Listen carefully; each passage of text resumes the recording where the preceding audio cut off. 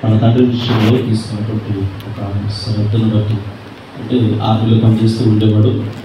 ఆర్మీలో పనిచేస్తున్నప్పుడు సడన్గా ఆమెకు అంతకుముందే ఒక 5 అక్క చెల్లి. లాస్ట్ వాళ్ళ అమ్మగారు 6 గర్భవతిగా ఉన్నప్పుడు తండ్రి ఆర్మీలో పనిచేస్తూ ఉన్నాడు. మంచి యుద్ధ వాతావరణం కొనసాగుతూ ఉంది. ఆ టైంలో మరి తల్లి చనిపోయింది. పురిటి నొప్పుల్లో ఆ బిడ్డకు ప్రసవాన్నిస్తూ చనిపోయిందన్న వార్త మన భర్తకు తెలియగానే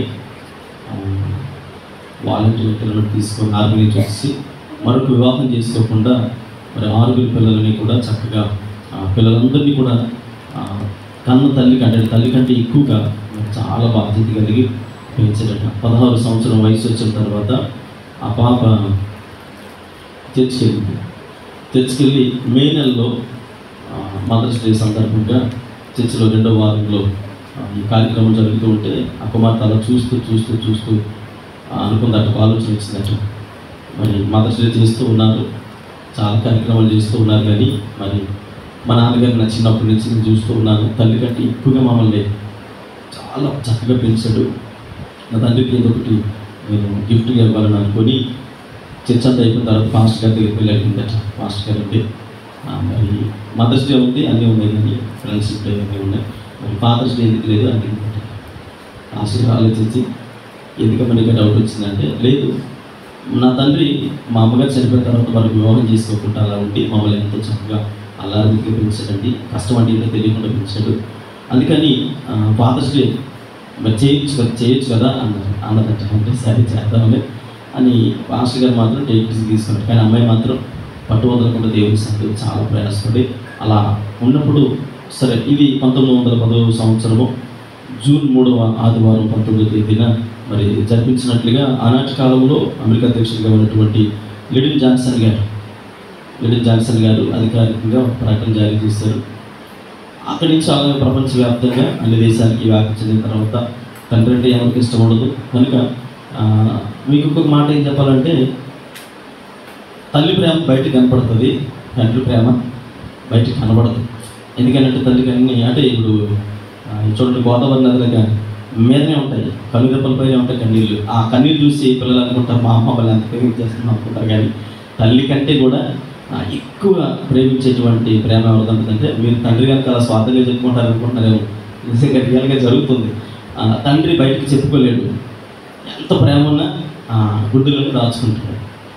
కనుక తండ్రి అనేటువంటి ఆ పదానికి చాలా చక్కటి అర్థం ఉంది. కనుక ప్రపంచంలో అది అతి త్వరగానే ప్రపంచ దేశాలన్నిటికీ వ్యాప్తి చెందింది, అతి మారుమూల ప్రాంతాలకు కూడా వ్యాప్తి చెందడం ద్వారా అప్పుడు ప్రపంచంలో ఈ ఫాదర్స్ డే అనేది 1910వ సంవత్సరం నుంచి ప్రభావితంలో ఉంది.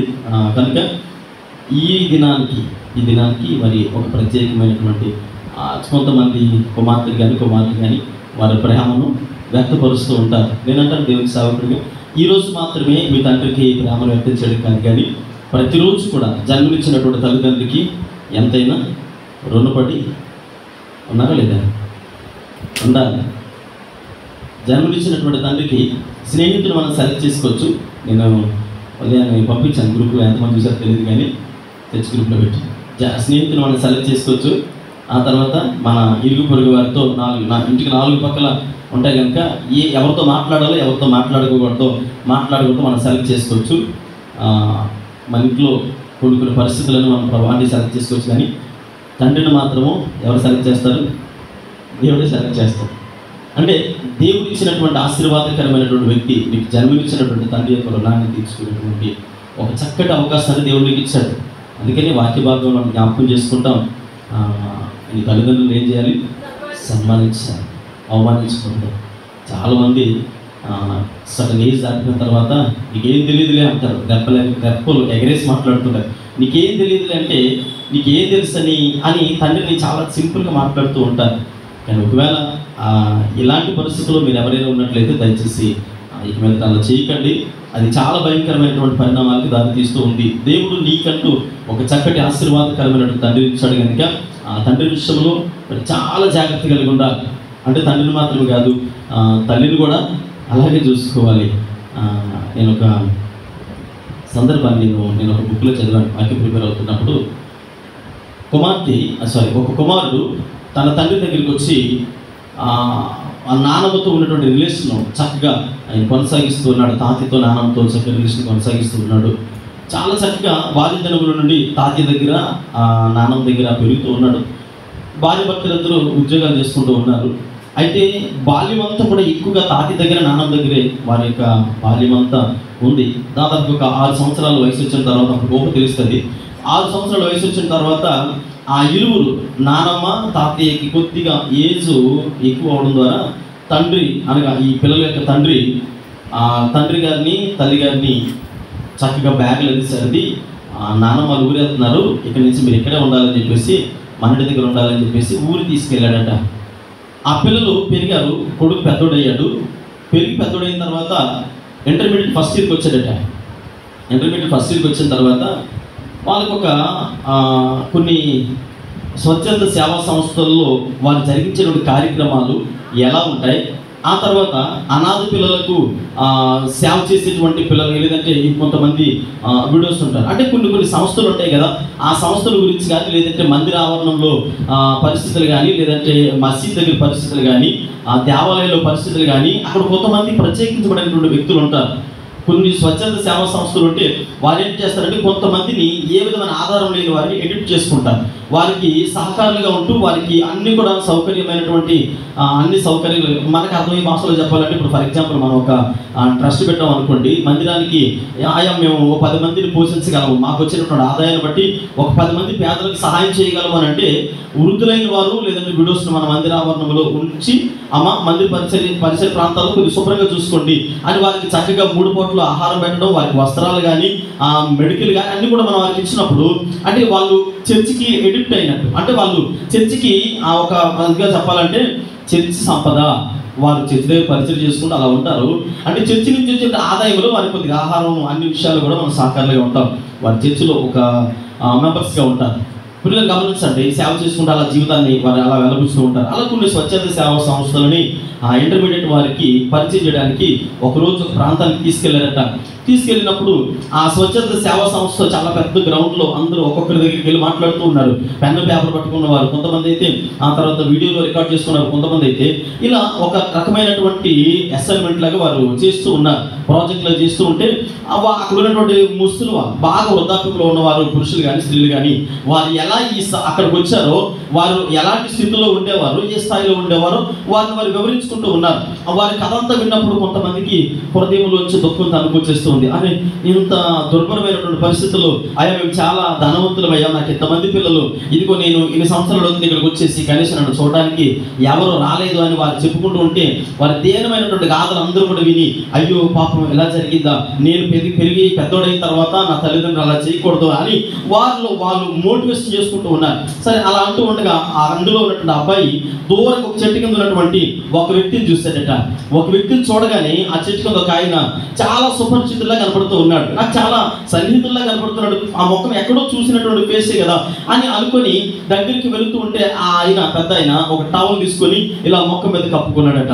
ముఖం మీద కప్పుకొని ఇలా పక్క తిరిగేసి ఉంటే ఈ అబ్బాయి దగ్గరికి వెళ్ళి, అయ్యా తాతయ్య గారు ఒకసారి టవల్ తీస్తారా, మీ ముఖం చూస్తాను, అసలు మీరు ఎవరు ఇక్కడ ఎదుకున్నారు అని అంటే ఆయన కన్నీళ్ళు ఆగలేదట, ఏడుస్తూ ఉన్నాడు. ఆ టవల్ తీయకపోతే ఆ అబ్బాయి ఒకసారిగా ఆ టవల్ తొలగించాడట. తొలగించగానే అప్పుడు అబ్బాయికి అర్థమైంది ఎవరు, వాళ్ళ తాతయ్య గారు. అప్పుడు వెంటనే గట్టిగా పట్టుకొని ఏడుస్తున్నాడట.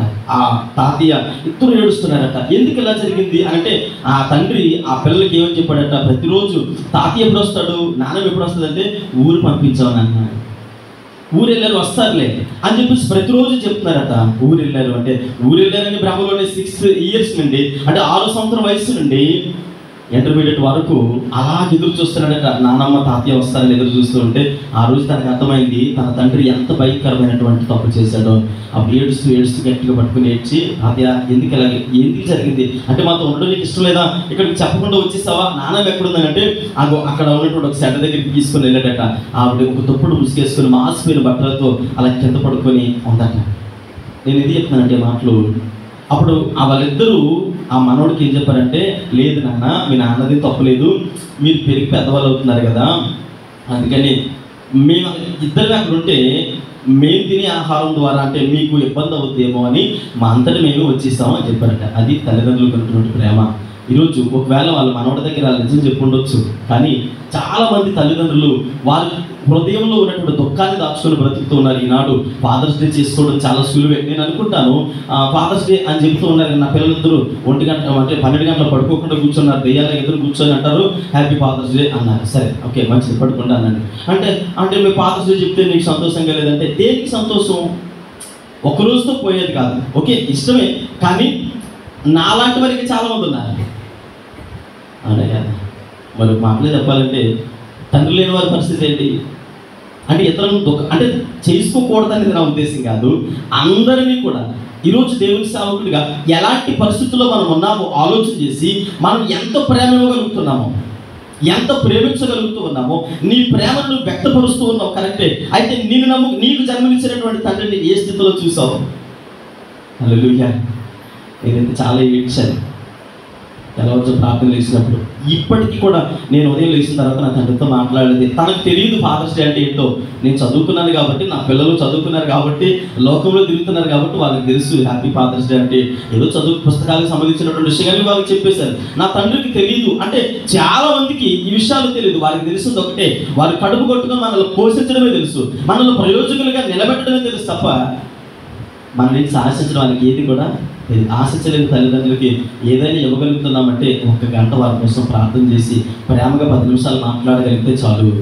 అలాంటి పిల్లలు ఎంతమంది ఉన్నారు సమాజంలో? వాళ్ళ గిఫ్ట్లు కొనవలసిన అవసరం లేదు. నీ నుంచి బంగారము, వస్త్రాలు లేదా వైడాన్యంలో ఏది కూడా ఆశించరు. నాకు తెలిసి నేను అనుకుంటాను, నువ్వు ప్రేమగా ఎన్ని పనులున్నా ప్రపంచంలో నీ పిల్లలు నువ్వెంత ప్రేమిస్తూ ఉన్నావో నీకు జన్మనిచ్చినటువంటి తండ్రి కూడా అదే ఆశిస్తాడు కదా. అవునా కదా? మా అమ్మగారు మాట్లాడతారు, ఏమంటారంటే పిల్లలు పంపించవచ్చు కదా సెలవుల కంటే, నేను పిల్లలు పంపించను అంటాను మొక్క మీదే. ఒరే నీ కూతురులు అంటే నీకు ఇష్టం కదా, నీ వెనక తీసుకుని వెళ్ళిపోతావు, మరి నువ్వు ఎలా వెళ్ళిపోతున్నావు మమ్మల్ని వదిలేసి? ఏమండి అర్థమవుతుందా? మరి నువ్వు ఎలా వెళ్ళిపోతూ ఉన్నావు అంటే నీకు నీ తల్లిదండ్రుల మీద ప్రేమ లేదా? మన పిల్లల కోసము కోడి తన రెక్కల కింద దాచుకున్నట్లుగా ఇలా కాపాడుకొని బ్రతుకుతున్నాం కదా. మరి మన తల్లిదండ్రులకి మనం ఇచ్చే ప్రేమ ఏంటి? సరే మన పిల్లలతో మనం జీవితాన్ని గడుపుతున్నాం, మంచిదే, గడపొద్దని కాదు నేను చెప్పేది. ఒక 10 నిమిషాలు రోజంతలో 24 గంటల్లో రోజుకు ఒక 10 నిమిషాలు నీ తల్లిదండ్రులతో స్పెండ్ చేయగలిగితే, రోజుకు ఒక 10 నిమిషాలు నీ తల్లితోనో లేదా నీ తండ్రితోనో ప్రేమగా మాట్లాడి అమ్మ ఏం చేస్తూ ఉన్నారు, తిన్నారా, మెడిసిన్ వేస్తున్నారా, ఎలా ఉన్నారు, ఎన్ని పనులున్నా ఈరోజు మనం ఈ స్థితిలో ఉన్నామంటే వారు ఉన్నారని జ్ఞాపకం చేసుకోండి. అది నిజమైనటువంటి ఫాదర్స్ డే. నాకు తెలిసినటువంటి ఫాదర్స్ డే మన తల్లిదండ్రులను హృదయపూర్వకంగా పలకరించగలిగితే చాలు, స్వార్థం లేకుండా ప్రేమించగలిగితే చాలు. వాళ్ళకి ఏమి మన నుంచి ఏమి ఆశించరండి, ఏం ఆశించరు. నెల వచ్చేటప్పటికి మనకు వచ్చే జీతంలో భార్య అడుగుతుంది, ఏమండి ఈరోజు ఈ మంత్ శాలరీ వచ్చింది కదా, మరి ప్రొవిజన్స్ అన్నీ తీసుకోవాలి కదా, పిల్లలకి ఫీజులు కట్టాలని, పిల్లలకి ఇవి కొనాలి అవి కొనాలి అంటుంది. కానీ తల్లి ఏమంటో తెలుసా? నాన్న ఈ నెల డబ్బులు పంపించు అని అడగదు. మొట్టమొదటి ఏమంటో తెలుసా? నాన్న బాగున్నారా, డబ్బులు ఏమైనా కావాలా? వాళ్ళ దగ్గర ఏముండవు. నిజానికి వాళ్ళ దగ్గర ఉన్న చాలా తక్కువే. తల్లి ప్రేమ లేదా తండ్రి ప్రేమ వాళ్ళు ఏమి అడగకు, వాళ్ళు ఇస్తేనే తీసుకుంటాడు తండ్రి. వాళ్ళు ఎన్ని ఇబ్బందుల్లో ఉన్నారో. కానీ మనమేమంటాం తెలుసా? మన దగ్గర డబ్బులుండి కూడా డబ్బులేమీ లేవు. అసలే కూడా ఇబ్బందుల్లో ఉన్నాం. ఇప్పుడు మళ్ళీ ఫోన్ చేశారు, వాళ్ళేం ఫోన్ చేయరు. వాళ్ళు వాళ్ళు చేసినా ప్రేమతో చేస్తారు. ఎలా ఉన్నారు, బాగున్నారా, పిల్లలు ఎలాగున్నారు, మా మనవాళ్ళు ఎలాగున్నారు, మనవరాలు ఎలాగున్నారు. చాలామంది వాళ్ళు ఏదో ప్రేమతో మన దగ్గర నుంచి ఆదరణ పొందాలని ఎంత దుఃఖంలో ఉన్నారో, ఏ పరిస్థితుల్లో ఉన్నారో కూడా కనీసం ఆలోచించకుండా ఎందుకు ఫోన్ చేసి చాలా బిజీగా ఉన్నాం, అసలు ఖాళీ ఈ టైంలో ఫోన్ అంటే పనిపాటు లేకపోతే సరే, మీరు ఖాళీగా ఉన్నారని మేము ఖాళీగా లేవు కదా అని అంటే ఎవరిచ్చండి ఇక పని? వాళ్ళ జన్మని చూడకపోతే ఈరోజు నువ్వు ఇలా మాట్లాడేవాడు కాదు. ఎవరైతే తల్లిదండ్రులకు విలువ తెలుసుకుంటారో ఇలాంటి మాటలు నీ నోటంట. అందరూ ఇలా ఉంటారని నేను చెప్పడం లేదు. కొంతమంది మేబీ చెడ్డ తల్లిదండ్రులు కూడా ఉండొచ్చు. కానీ ఎంత చెడ్డ తల్లిదండ్రులైనా మీకు జన్మనిచ్చారనే విషయాన్ని మర్చిపోతారు. జన్మనిచ్చినటువంటి తల్లిదండ్రులకి దేవుని వాక్యం చెబుతూ ఉంది, నువ్వు ప్రేమిస్తే చాలు, వారిని సన్మానించు. ఏదో ఒక 10 బుట్టలు మల్లెపూలు తీసుకెళ్ళి వాళ్ళ మీద కొబ్బరించాల్సిన అవసరం లేదు. ప్రేమగా పలకరించండి. వాళ్ళు ఎంత కోపంగా ఉన్నా, ఎంత విభేదించి మీకు దూరంగా ఉన్నా ఫోన్ చేయండి. ఒకసారి అవ్వలేదా, రెండుసార్లు, లేదా ఇంకొకసారి. అంటే కన్న పేగు ఎంత ఏదో ఒక రోజుకి ఖచ్చితంగా కనెక్ట్ అవుతుంది. ఇంటికి వెళ్ళండి, ఇంటికి రాని వాళ్ళు నా బొమ్మ తక్కువద్దన్నారా, ఒకరోజు తిడతారు, 2 రోజులు తిడతారు, 3 సార్లు తిడతారు, 4 సార్లు తిడతారు, 5వసారి ఖచ్చితంగా వారి దుఃఖము ఆఖరికి. ఎందుకంటే నీకు జన్మనిచ్చింది వాళ్ళే కంటే. అది తల్లిదండ్రులు మనం ప్రేమించినటువంటి విధానము. కనుక పిల్లలు జ్ఞాపకం చేసుకోండి. ఫాదర్స్ డే విషయంలో, తర్వాత మీ తండ్రిని ప్రేమించే విషయంలో, మన తండ్రిని ప్రేమించే విషయంలో మనం ఎంతైతే జాగ్రత్తగా ఉంటూ ఉన్నామో, బైబిల్ గ్రంథంలో కొన్ని విషయాలు నేను మీకు పరిచయం చేయడానికి ఇష్టపడుతూ ఉన్నాను. శారీరకమైనటువంటి తండ్రికి మనం ఎంత ప్రాధాన్యత ఇవ్వాలో, శారీరకమైనటువంటి తండ్రికి ఎంత దగ్గరగా ఉండాలో, ఆధ్యాత్మికమైనటువంటి మరి ఆత్మీయానుసారమైనటువంటి తండ్రి ఈ లోకానికి మనకి పంపించినటువంటి తండ్రి విషయంలో కూడా కొన్ని విషయాలు నేను మీకు పరిచయం చేయడానికి ఇష్టపడుతూ ఉన్నాను. చూడండి, యాకోబు రాసిన పత్రిక 1వ అధ్యాయము 16-15 వచనాలు చదువుకున్నాం. యాకోబు రాసిన పత్రిక చదవండి. నా ప్రియ సహోదరులారా, మోసపోకుడి, అమ్మా శ్రేష్టమైన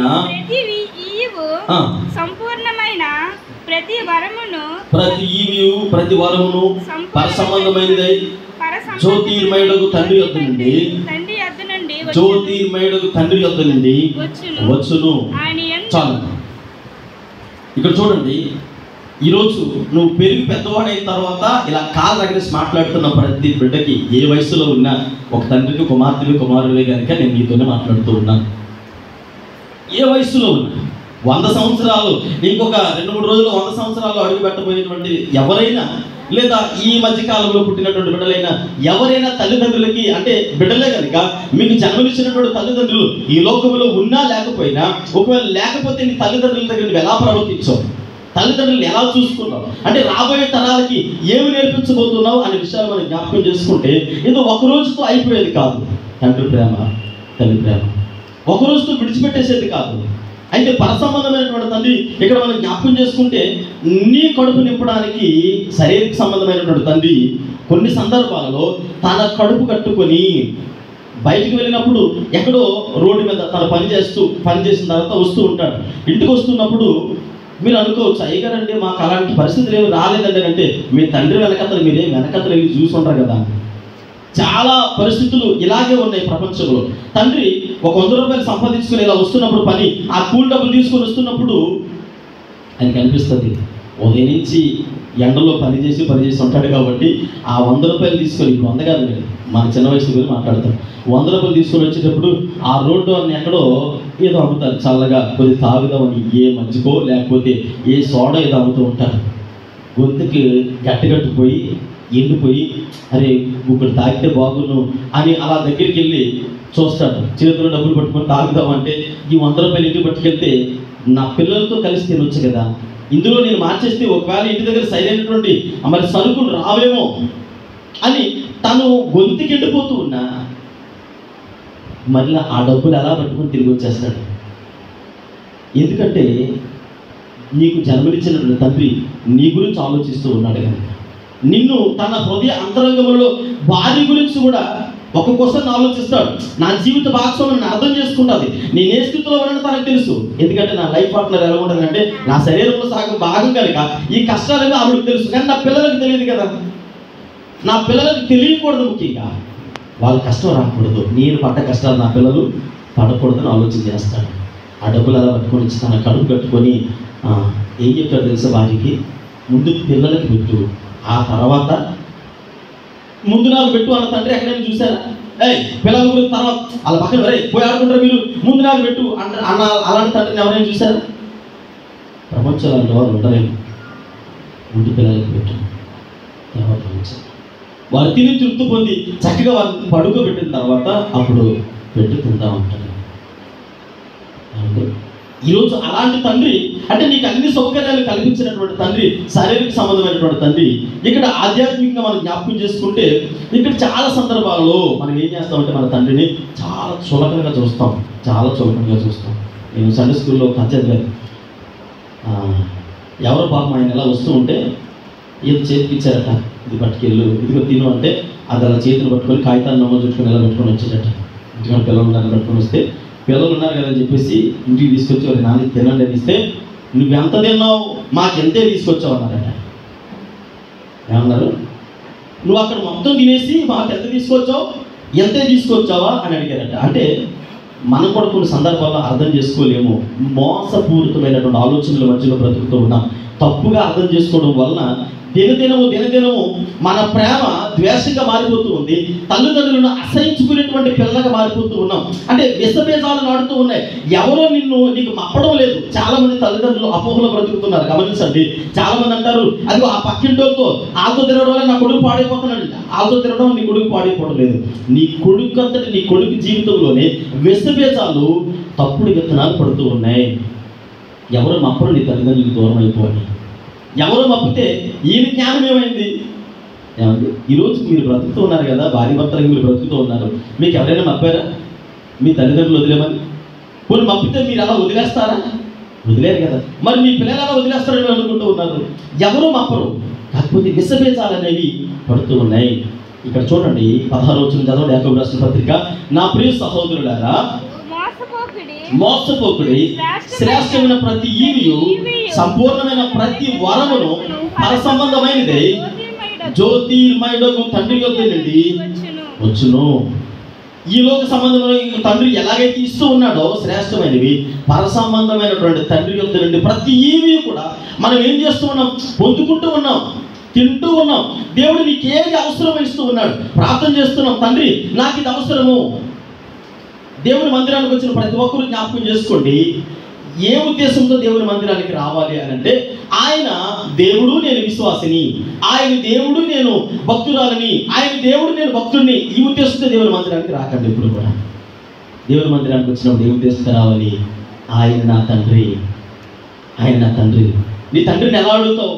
నానా నాకు 10 రూపాయలు కావాలి, నాకు 100 రూపాయలు కావాలి, నాకు డ్రెస్ కావాలి, నాకు అది కావాలి, నేను అది తింటాను అని తండ్రిని ఎలా రిక్వెస్ట్గా అడుగుతావు? నాన్న అంటే నీకు ఒక అథారిటీ ఉంది తండ్రి మీద, నీ తండ్రి మీద నీకు హక్కు ఉంది కనుక నాన్న అని ధైర్యంగా అడుగుతూ ఉన్నావు. మరి పరసంబంధమైనటువంటి తండ్రి దగ్గరికి వచ్చేటప్పటికి ప్రతి ఈవి కూడా, ప్రతి ఈవి, ప్రతి వరమును ఎవరి నుంచి వస్తూ ఉన్నాయి? పరలోకపు తండ్రి దగ్గర నుంచి వస్తూ ఉన్నాయి. మరి ఆ తండ్రి దగ్గరికి వచ్చేటప్పటికి దేవుడా అని అంటావా? ఎలా అడగాలి దేవుని మందిరానికి వచ్చినప్పుడు? తండ్రి నేను నీ కుమారునయ్యా, నేను నీ కుమారునయ్యా, నన్ను ఎందుకు పట్టించుకోవడం లేదు అంటే నేనంటే నీకు ఇష్టం లేదా? నేను ఇష్టం లేకుండానే మీ పిల్లలు చాలాసార్లు చూడండి, పిల్లలు ఎంత అంటే చాకచక్యంగా అడుగుతారు. నాకు తెలుసులే, నేనంటే నీకు ఇష్టం లేదు, నాకు అర్థమవుతుంది, అందుకే మళ్ళీ అలాంటప్పుడు నన్ను ఎందుకు కన్నా ఏమడుగుతారు? అంతేలే, నేనంటే నీకు ఇష్టం లేనప్పుడు సరేలే వెళ్ళిపోతాంలే అంటే. పెళ్ళైన వారు కూడా చిన్నపిల్లలు ఏదో అన్నారంటే వేరే విషయం. అంతేలే, అక్కకేం ఫ్రిడ్జ్ చెప్తావు, నాకు ఆవిడంటే నీకు ఇష్టం, నాకు తమ్ముడికి సెల్ ఏం కొన్నావు, యాపిల్ మొబైల్ కొన్నావు, నాకు కీప్యాడ్ మొబైల్ కొన్నావు అంటే నేనంటే ఇష్టం లేదు కాబట్టి. వాడికి ల్యాప్టాప్ కొన్నావు, నాకేం కొన్నావు, ఏమైనా కొన్నావు అంటే ఇప్పుడు వేరియస్. అంటే వీళ్ళిద్దరికీ తండ్రి మీద విభేదాలు ఎవరు కలిగి చేస్తుంటున్నారు? పిల్లలు వాళ్ళంతటా వాళ్ళే ఏం చెప్తున్నారంటే నేనంటే అంటే ఇప్పుడు ఇలా ఎప్పుడైతే చాకచక్యంగా మాట్లాడతారో ఇప్పుడు తండ్రి ఐసు గడ్డ కరిగిపోయినట్టు కరిగిపోయి ఏడగా నేను ఇస్తాను, ఏదో ఒక విధంగా ఇస్తానని ఎక్కడొక్క దగ్గరికి ఏదో ఒక విధంగా ప్రయాసపడి మొత్తానికి నీ కోరిక తీర్చడానికి ఇష్టపడుతూ ఉన్నాడు. ఎవరు? భూ సంబంధమైనటువంటి తండ్రి. అదేవిధంగా దేవుని మందిరానికి వచ్చినప్పుడు అన్న అడుగుతుంది, అయ్యా నాకెందుకు గర్భఫలం ఇవ్వు, నేనేం చేశానని? రాహేలు అడుగుతుంది, నాకెందుకు ఇవ్వవు, నాకెందుకు తండ్రి అంటే నేనంటే నీకు ఇష్టం లేదా? ఆ ప్రేమ చూడండి. తండ్రి కూతురు, తండ్రి కుమారుడు మధ్యలో ఉన్నటువంటి ఆ సంబంధము. యాకోబు అడుగుతున్నాడు, ఏమయ్యా నేను నన్ను ఆస్వాదిస్తే కానీ నేను వెళ్ళను అంటే. మనం ఇలా బయటికి వెళ్తున్నా, డ్యూటీకి వెళ్తారు అనుకోండి, ఏదో బయటికి వెళ్తున్నారు, మరి ఏసుకొని వచ్చి 2 కాళ్ళు మధ్యలో పడిపోతారు పిల్లలు. 2 కాళ్ళు పట్టుకొని నాకు డబ్బు ఇస్తేనే వెళ్తాను, వదలరా నాకు డబ్బు అంటే. డబ్బు అంటే ₹1,00,000 ఇవ్వాలడికి అటు నుంచి వచ్చేస్తానంటే అస్సలు కుదరదు, నాకు ఇప్పుడు ఇస్తేనే. నేను పప్పులు కొనుక్కుంటే ఇప్పుడే కావాలంటాడు. సరే వెంటనే జేబులో చేపెట్టి ₹5 చేతిలో పెట్టామనుకోండి, ఏమంటాడు? థ్యాంక్ యూ డాడీ అని ముద్దు తెలిసిపోతాడు. తను అడిగే విధానం ఎలా ఉంది? కాళ్ళు 2 పట్టేసుకొని అంటే తండ్రి వెంటనే కరిగిపోతూ ఉన్నాడు. అంటే నా మీద ఉన్నటువంటి ప్రేమ. ఈరోజు దేవుని మందిరానికి వచ్చినటువంటి కుమార్తెగా నీ ఉద్దేశాలు ఎలా ఉండాలంటే ఆయన దేవుడు అనే ఉద్దేశంతో ఎప్పుడు రావద్దు అలా చెప్తున్నాను. ఆ 16వ వచనం చదవండి. నా ప్రియ సహోదరులారా, మోసపోకుడి, శ్రేష్టమైన ప్రతి ఈవియు, సంపూర్ణమైన వరమును పరసంబంధమైన జ్యోతిర్మయుడు తండ్రి యొద్ద నుండి వచ్చును. ఆయన యందు ఏ చంచలత్వమే గాని గమన వలన కలుగు ఏ ఛాయను లేదు. ఆయన మారిపోయే దేవుడు కాదు, నీకు ఇవ్వను అని చెప్పేటువంటి దేవుడు అంతకంటే కాదు. కనుక పిల్లలు జ్ఞాపకం చేసుకోండి. ఈ లోకంలో కొంతమంది మనకు తెలుసు, క్రొత్త నిబంధన కాలంలో ఒక ఎగ్జాంపుల్ ఉంది. ఒక స్నేహితుడి ఇంటికి ఒక వ్యక్తి వెళ్ళి డోర్ కొట్టాడంట. మధ్యరాత్రి డోర్ కొట్టగానే ఏం చేశాడు, అయ్యా నా ఇంటికి ఇలాగా వచ్చారు అనగానే అనుకున్నాడా, సాయం చేశాడా? కొత్త నిబంధన కాలంలో ఒక వ్యక్తి మధ్యరాత్రులు డోర్ ఇప్పుడయ్యా బంధువులు వచ్చారు కొంచెం సాయం చేయి అన్నాడు. ఏం చేశాడు? స్నేహితుడు సాయం చేశాడు అనుకున్నాడు. సరే, మీ గురించి మీ పక్కటి వాళ్ళ దగ్గరికి వెళ్ళి నేను మొన్న కూడా చెప్పాను, స్త్రీల సమాజం అనుకుంటాను. డోర్ కొట్టారనుకున్న మధ్యరాత్రులు డోర్ కొడితే ఒకరోజు సాయం చేస్తారు, రెండో రోజు సాయం చేస్తారా? ఏం చేస్తారు? ఏ గిన్నె పట్టుకుని వెళ్ళామో ఆ గిన్నెతో ముఖం మీద వెళ్ళిపోవట్లేదా? మధ్యరాత్రుల్లోని బుద్ధి జ్ఞానం లేదా? ముందుగా తెచ్చుకొని ఉండడం తెలీదా? మనం సాయం చేశారు కదా, అస్తమానం నాకు ఇదే పని అనుకుంటున్నావా? ఇదేమైనా స్వచ్ఛంద సేవా సంస్థ అనుకుంటున్నావా? అమ్మా మాకే లేదు మీకెలా ఇస్తామని గసిరేస్తారు. కానీ తండ్రి ఎలాంటి వాడనంటే పర సంబంధమైనటువంటి తండ్రి. భూ సంబంధమైనటువంటి బిడ్డలకు పర సంబంధమైనటువంటి బిడ్డలకు వ్యత్యాసం ఏంటంటే, దేవుడికి వ్యత్యాసం ఏంటంటే, ఆ తండ్రి నువ్వు మధ్యరాత్రుల్లో అడిగినా ఏ టైంలో అడిగినా నీకు ధారాళంగా ఇవ్వడానికి, అది కూడా ఎన్నికలేని కాదు శ్రేష్టమైనటువంటి ఈవులను ఇవ్వడానికి ఆయన సంసిద్ధంగా ఉన్నాడని దేవునికి సేవకుడిగా తెలియజేస్తూ ఉన్నాను. హల్లెలూయా, హల్లెలూయా, హల్లెలూయా. అందుకని యేసుక్రీస్తు ప్రభువు వారు ఒక మాట అంటారు, నీ కుమారుడు వచ్చి అయ్యా నాకు రొట్టె కావాలి, నాకు చేప కావాలి అని అంటే ఏమడుగుతూ ఉన్నారు? రొట్టె చేపలు అడుగుతా ఆయన రొట్టెకు బదులు రాయినిచ్చిన, చేపకు బదులు పామునిచ్చిన అని అంటే ఆయన అంటే ఈ లోకంలో ఉన్నవారు మీరు చెడ్డవారి నుండి ఏమడుగుతున్నారు? మంచి ఈవులను అడుగుతూ ఉన్నారు. కానీ పరసంబంధమైనటువంటి తండ్రి ఆయన ఏం చేస్తూ ఉన్నాడు? మంచి ఈవులు, ప్రతి శ్రేష్టమైన ఈవులను ఇస్తూ ఉన్నాడు. అంటే ఈ లోకంలో ఉన్నవారు ఎలా చూస్తారు అని అంటే, నేను అనేది శారీరకమైనటువంటి తండ్రి గురించి మాట్లాడడం లేదు, లోకంలో ఉన్న మనుషుల గురించి మాట్లాడుతూ ఉన్నాను. వారు ఎలా చూస్తారు అని అంటే, ఒకసారి చేస్తారు, రెండోసారి చేస్తారు, మూడోసారి చేయడానికి ఇష్టపడరు. కానీ ఈ పరలోకపు సంబంధమైనటువంటి తండ్రి అంటూ ఉన్నాడు, ఆయన ఏమంటున్నాడంటే ప్రతి శ్రేష్టమైనటువంటి ఈవులను ఇస్తారు. అనుకుంటాం, మీ సొంత బిడ్డలు ఉన్నారు, సొంత బిడ్డలకి ఉన్నారు కనుక నేను మీ ఇంటికి వచ్చి ఏమండి మీరు ఆస్తి పంపకాలు వేస్తున్నారు కదా, ఇదిగో నేను కూడా డాక్యుమెంట్ తెచ్చుకున్నాను, మరి ఆస్తిలో ఎంతో కొంత నాకు రాయండి అన్నాను అనుకోండి, ఏం చేస్తారు? రాసి ఇచ్చేస్తారు? ఏం చేస్తారండి? ఇస్తారా ఎవరా? మీరు 4 పిల్లలకు వాటర్ వేస్తున్నారు, నేను కూడా ఎక్కడికి వెళ్ళి ఒక డాక్యుమెంట్స్ కొని తెచ్చుకున్నాను, బాండ్ పేపర్ కొని తెచ్చుకొని మీ దగ్గర పెట్టాను, 4 మధ్యలో పెట్టి ఎందుకో నాకు కూడా ఎంతో కొంత రాయండి అన్నాను. ఏం చేస్తారు? రాస్తారా? 4 ముక్కలు చెప్పేసి మొక్క మీద ఎవరు నువ్వు అంటారు. ఎందుకంటే నేను ఎవరిని మీ సొంత పిల్లలు అంటే బిడ్డలు కాదు, ఆ పిల్లలకి సొంత పిల్లలు కనుక వాళ్ళకి ఇస్తారు. అదే పరసమ అంటే బయట వారికి ఏం చేస్తారు? దానం చేస్తారేమో కానీ ఏదైనా ఈవులు అంటే తినడానికి ఏదైనా పెట్టగలరేమో కానీ, లేదా తొడుక్కోవడానికి వస్త్రాలు ఏమైనా ఇవ్వగలరేమో కానీ ఆస్తులు వాటా అయితే ఇవ్వరు. మీ పరలోకపు తండ్రి ఎలాంటి వాడనంటే మీకు ప్రతి శ్రేష్టమైన ఈవులను ధారాళంగా ఇవ్వడానికి. ఇంకా మీకు అర్థమయ్యే భాషలోకి వస్తారు. ఏమండి మన దగ్గర మీ అబ్బాయి వచ్చి అన్నాడు, నాన్నగారండి నాకు పల్సర్ బైక్ కావాలండి, లేకపోతే ఇన్ఫీల్డ్ బైక్ కావాలండి అని అడిగారు. అంటే తండ్రిగా నీకు ఎలా ఉంటుంది అంటే ఇవ్వాలని ఆశ ఉంటుంది, అర్థమైందండి? నీ కొడుకు అది ఇవ్వాలని ఆశ ఉంటుంది, కానీ ఆ స్తోమత మన దగ్గర లేదు. మీకు అర్థమవుతుందండి? ఇవ్వాలని ఆశ అయితే ఉంది, స్తోమత లేదు, కొంచెం టైం పడుతుంది, లేదంటే నాయన నేను ఇప్పుడున్న పరిస్థితుల్లో ఇవ్వలేను అంటాం. అదే పరసంబంధమైనటువంటి తండ్రి ఏం చేస్తారో తెలుసా? ఆయన దగ్గర స్తోమత ఉంది, ఇచ్చేటువంటి అర్హత కూడా ఉంది. నువ్వు అడిగిన వెంటనే ఆశ ఉంది, ఆ తర్వాత ఆయన నెరవేర్చేటువంటి ఆ స్తోమత కూడా ఉంది. అది పరలోక సంబంధమైనటువంటి తండ్రి ప్రతి శ్రేష్టమైన ఈవులను ఇవ్వగలడు. భూలోక సంబంధమైనటువంటి తండ్రికి కొన్ని లిమిట్స్ ఉన్నాయి, ఆయన కొంతవరకు మాత్రమే పరిగెత్తగలడు. కానీ పరలోక సంబంధమైనటువంటి తండ్రి ఆయనకి లిమిట్స్ అనేవి లేవు. కాబట్టి ఇక్కడ మనం జ్ఞాపకం చేసుకుంటే ప్రతి శ్రేష్టమైనటువంటి ఈవులను ధారాళంగా ఇచ్చేటువంటి దేవుని సముఖంలో ఉన్నాము కనుక మరి ఆయన మరి సమృద్ధిగా ఇవ్వడానికి మరి సంసిద్ధుడిగా ఉన్నాడని దేవుని సేవకుడిగా తెలియజేస్తూ ఉన్నాను. చూడండి, ఇక్కడ మన జీవితాల్లో పరలోక సంబంధమైనటువంటి తండ్రిని మరి దేవుని మందిరానికి వచ్చినప్పుడు, తండ్రి నాకు ఇది చెయ్యవా, నాకు ఇది ఇవ్వవా అని అడిగేటువంటి ఆ దృక్పథము మన జీవితాల్లో ఉన్నప్పుడు దేవుడు ఖచ్చితంగా నీ ప్రార్థన ఆలకిస్తూ ఉన్నాడు. అందుకే ఇక్కడ మనం జ్ఞాపకం చేసుకుంటే భూలోక సంబంధమైనటువంటి తండ్రికి లిమిట్స్ ఉన్నాయి, పరలోక సంబంధమైనటువంటి తండ్రికి లిమిట్స్ లేవు. అందుకని అడుగు వాటి కంటేను ఊహించు వాటి కంటేను ధారాళముగా మరి అత్యధికంగా ఇచ్చేటువంటి దేవుడిగా ఆయన ఉంటూ ఉన్నాడు. దేవుని సేవకుడిగా తెలియజేస్తూ ఉన్నాను. దేవుని మందిరానికి వచ్చినప్పుడు మరలా జ్ఞాపకం చేసుకోండి, నేను భక్తురాలని, నేను భక్తుడిని, ఆయనేమో దేవుడు అనే ఉద్దేశంతో దేవుని మందిరానికి రాకూడదు. దేవుని మందిరానికి వచ్చినప్పుడు నా తండ్రి దగ్గర ఒక పాట మీరు పాడుతూ ఉంటారు. అదేదో పాట ఉంటుంది. ఏ పాట ఉంది?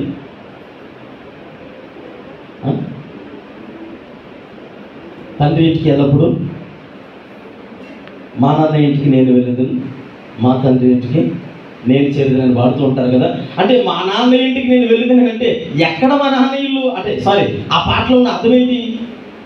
మా నాన్న ఇంటికి నేను వెళ్ళదు, నా తండ్రి ఇంటికి నేను చేరదని అంటే ఇప్పుడు దేవుని మందిరానికి వచ్చిన తర్వాత నువ్వు దేవుడు పోయా, నేను భక్తురాలిని, నువ్వు దేవుడు పోయా, నేను విశ్వాసిని అనేటువంటి దృక్పథంలో ఉంటే అక్కడ ఆయనకి మనకి చాలా దూరం ఉంది. అంటే దేవుడికి విశ్వాసకి దూరం ఉంటూ ఉంది.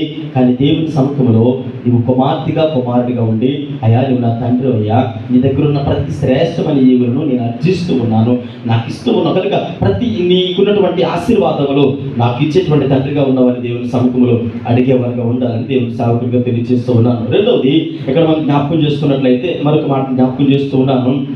జ్ఞాపకం చేసుకోండి, దేవుని సన్నిధానికి వచ్చినప్పుడు తండ్రిని ప్రార్థించేవారిగా దేవుని సన్నిధిలో ఉండాలి, ప్రార్థన చేసేవారిగా ఉండాలని దేవుని సేవకుడిగా మనం చేస్తూ ఉన్నాం. ప్రార్థన చేస్తున్నప్పుడు దేవుడు ఖచ్చితంగా మరి ప్రతి మార్గమును సరళం చేయడానికి సంసిద్ధుడిగా ఉన్నాడని నేను తెలియజేస్తూ ఉన్నాను. చూడండి, ఇక్కడ ఒక వాక్య భాగాన్ని మనం చదువుకున్నాం. గలతీయులకు రాసిన పత్రిక 4వ అధ్యాయం 1వ వచనం చదవండి.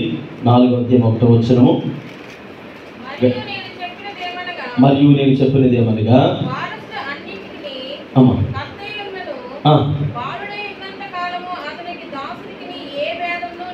చూడండి, ఈ మాట జాగ్రత్తగా అర్థం చేసుకోండి.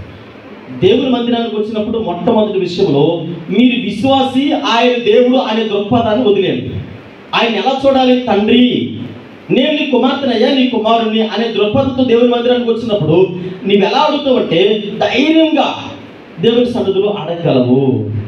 ఆయన అంటూ ఉన్నాడు, అడుగు వాటికంటే ఊహించే వాటికంటే నువ్వు ధారాళంగా ఇస్తాను, అత్యధికంగా ఇస్తాను. అంటే నీలో కూడా ధైర్యంగా అడిగేటువంటి స్వభావం ఉండాలి. రెండవది ప్రార్థన చేయాలి. ఇక్కడ జ్ఞాపకం చేసుకుంటే ఈ మాట చదువుతున్నప్పుడు గలతీయులకు రాసిన పత్రిక మరి 4వ అధ్యాయం 1వ వచనం అంటాడు, ఒకటి నీవు ఎవరుగా ఉండాలి? ఎవరంటే అక్కడ చూడండి బాలురు, నెక్స్ట్ అక్కడ ఇంకోటి ఏంటంటే పనివాడు, దాసుడు, ఆ తర్వాత కుమారుడు. 3 విషయాలు జ్ఞాపకం చేసుకున్నాడు. ఒకటి బాలుడు, రెండవది దాసుడు, మూడవది కుమారుడు.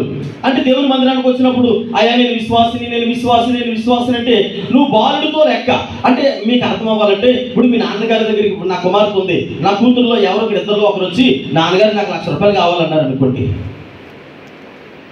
అంటే ఇప్పుడు నా దృష్టిలో వాళ్ళు ఎలా ఉన్నారు? మైనర్లా, మేజర్లా? ₹1,00,000 ఏం చేస్తారు వాళ్ళు? అంటే ఇప్పుడు నేను ₹1,00,000 వాళ్ళకి ఇవ్వగలనా? ఏ ధైర్యంతో ఇవ్వగలను అంటే ఇవ్వలేను. ఆ ₹1,00,000 వారికి క్యారీ చేయడం రాదు, ఏం చేయాలో తెలియదు. కనుక బాలురు కనుక వాళ్ళని ఎక్కడుంచుతాను? చిన్న స్మైల్ ఇచ్చి సరే నాన్న ఇస్తానులే అంటాను. ఎవరు అని చెప్పను, ₹1,00,000 కదా ఇస్తాను లేదా అంటాను. ఎప్పుడు ఇస్తాను? వాళ్ళకి ఆ ఏజ్ వచ్చే వరకు అలానే ఉంటారు. వాళ్ళు ఏంటడిగినా ఆ ₹1,00,000 అడిగినా కాదన్నో. విశ్వాసి దేవుని దగ్గరికి వచ్చి అంటే మందిరానికి వచ్చి నువ్వు తండ్రి అని అర్థం చేసుకోకుండా నువ్వు విశ్వాసిగా ఆయన దేవుడు అనే దృక్పథంతో దేవుని మందిరంలో కూర్చొని ఎన్ని సంవత్సరాలు నువ్వు ప్రార్థన చేసినా నువ్వు బాలులతో సమానము. నువ్వు ఇంకా ఆయన ఇచ్చేటువంటి ఆశీర్వాదాలకి అర్హుడివి, అర్హురాలు కాదు. ఇస్తానంటే వాడు ఏమైనా అనట్లేదు. మీకు అర్థమవుతుందా? బాలులు కనుక అక్కడికి వచ్చి అడుగుతున్నారు, కానీ ఆయన ఎలా చూస్తూ ఉన్నారు? ఇంకొంచెం ముందు కదా మీకు అర్థమవుతుంది. ఇప్పుడు ఇంట్లో దాసుడు ఉన్నాడు. ఇంట్లో దాసుడిని అయ్యగారండి ₹1,00,000 అండి అన్నాడు. యజమానుడు ఏం చేస్తాడు? ఒక్కసారి అలా చూసి నవ్వి అలాగే రా ఇస్తాం లేరా అంటాడు. ఇస్తాడు ₹1,00,000. ఎందుకు ఇస్తాడు ₹1,00,000?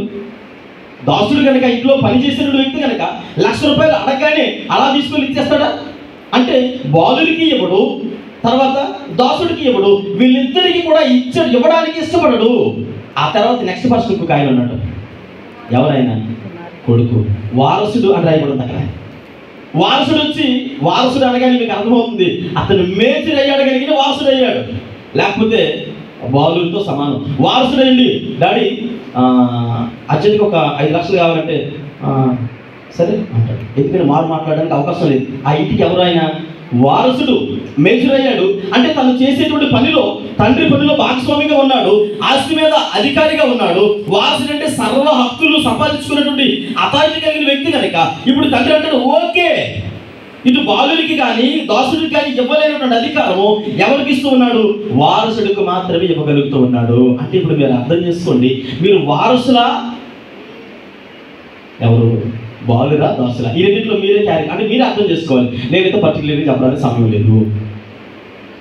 బాలుగా అంటే అదేంటి భాష, బాలు అంటే చనిపోలే కదా, మేము చాలా సంవత్సరాల నుంచి విశ్వాసం. అంటే నువ్వు చాలా సంవత్సరాల నుంచి విశ్వాసం అయినా, నేను విశ్వాసనయ్యా, నువ్వు దేవుడు అయ్యా, అయ్యా స్తోత్రం ప్రభువా, దేవుడా దేవుడు అంటే ఆయన దేవుడు. నేను విశ్వాసంగానే బాలుగానే చూస్తాడు, దాసుడిగానే చూస్తాడు.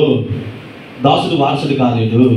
బాలుడు దాసుడు వీళ్ళిద్దరూ కొన్ని దినాలైన తర్వాత దేవుడితో సరైనటువంటి సఖ్యత పెంచుకొని, అయ్యా నేను నీ కుమారుడయ్యా, నేను ఈ బిడ్డని ధైర్యంగా అడగలిగేటువంటి స్థితిలోకి మీరు వచ్చినప్పుడు ఖచ్చితంగా దేవుడు నీకు ఇవ్వడానికి పరలోక ఆశీర్వాదాలు తన దగ్గర దాచుకొని ఉంచాడు కనుక మరి నీకు ఇవ్వడానికి సంసిద్ధంగా ఉన్నాడని దేవుని సేవకుడిగా తెలియజేస్తూ ఉన్నాను. పిల్లలు జ్ఞాపకం చేసుకోండి, మరి దేవుడు మనకి ఇవ్వాలి అంటే వారసులుగా మారాలి.